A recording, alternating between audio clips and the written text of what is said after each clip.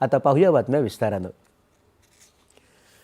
भारत दौऱ्यावर आलेले कॅनडाचे पंतप्रधान मार्क कार्नी आणि पंतप्रधान नरेंद्र मोदी यांची आज नवी दिल्लीतल्या हैदराबाद हाऊस इथं भेट झाली आणि त्यानंतर दोन्ही देशांमध्ये शिष्टमंडळस्तरीय चर्चा झाली। या चर्चेदरम्यान उभय देशातील संबंध अधिक मजबूत करण्यावर भर देण्यात आला।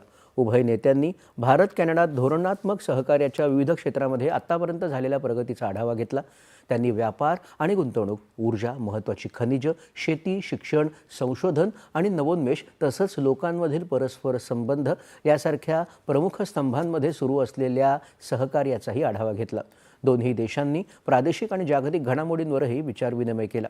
त्यानंतर पंतप्रधान मोदी आणि कॅनडाचे पंतप्रधान मार्क कार्नी यांनी संयुक्त पत्रकार परिषदेत आपापल्या देशांची भूमिका मांडली। पश्चिम आशियातील सध्याची परिस्थिती ही गंभीर चिंतेची बाब असून संवाद आणि राजनैतिक मुत्सद्देगिरीद्वारे वाद सोडवण्यासाठी भारताचं समर्थन आहे, असं पंतप्रधान मोदी यांनी या पत्रकार परिषदेत सांगितलं। या प्रदेशातील सर्व भारतीय नागरिकांची सुरक्षा सुनिश्चित करण्यासाठी भारत सर्व देशांसोबत कार्यरत राहील, असं मोदी म्हणाले।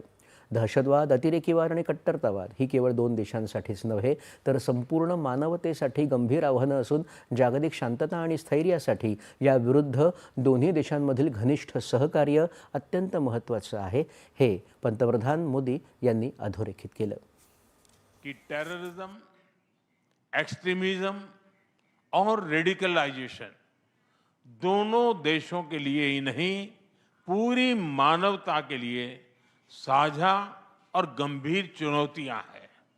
इनके विरुद्ध हमारा करीबी सहयोग वैश्विक शांति और स्थिरता के लिए अत्यंत महत्वपूर्ण है।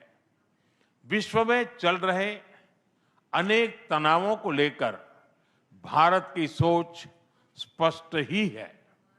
हमने सदैव शांति और स्थिरता बनाए रखने का आह्वान किया है और जब दो लोकतंत्र साथ खड़े होते हैं तो शांति की आवाज और भी सशक्त हो जाती है। पश्चिम एशिया की वर्तमान स्थिति हमारे लिए गहरी चिंता का विषय है। भारत डायलॉग और डिप्लोमेसी के माध्यम से सभी विवादों का समाधान का समर्थन करता है। भारत आणि कॅनडानं 2030 पर्यंत द्विपक्षीय व्यापार 50 अब्ज डॉलर्सपर्यंत वाढवण्याचं महत्त्वाकांक्षी उद्दिष्ट ठेवलं आहे। यामुळे आर्थिक सहकार्य पूर्ण क्षमतेनं खुलं होईल असा विश्वास पंतप्रधान नरेंद्र मोदी यांनी व्यक्त केला। भारत आणि कॅनडामधील सर्वसमावेशक आर्थिक सहकार्य कराराला अंतिम स्वरूप देण्याचं काम जलद गतीनं करण्याचा निर्णय घेण्यात आला असून यामुळे दोन्ही देशांमध्ये गुंतवणूक आणि रोजगाराच्या नवीन संधी निर्माण होतील, असं पंतप्रधान नरेंद्र मोदी यांनी सांगितलं।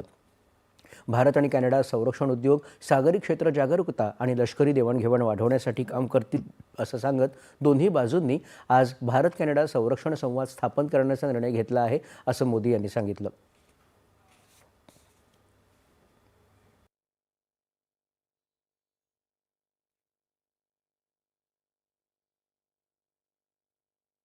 रक्षा और सुरक्षा के क्षेत्र में बढ़ता सहयोग हमारे गहरे आपसी विश्वास और संबंधों की मैच्योरिटी का प्रतीक है।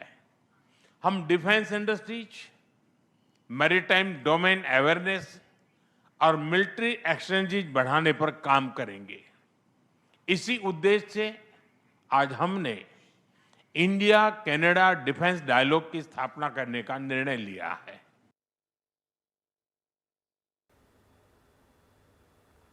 हिंद महासागर रिम असोसिएशनमध्ये संवाद भागीदार बनण्याच्या कॅनडानं दाखवलेल्या स्वारस्याबद्दल पंतप्रधान मोदी यांनी स्वागत करत यामुळे सागरी सहकार्य अधिक दृढ होईल, असं ते म्हणाले।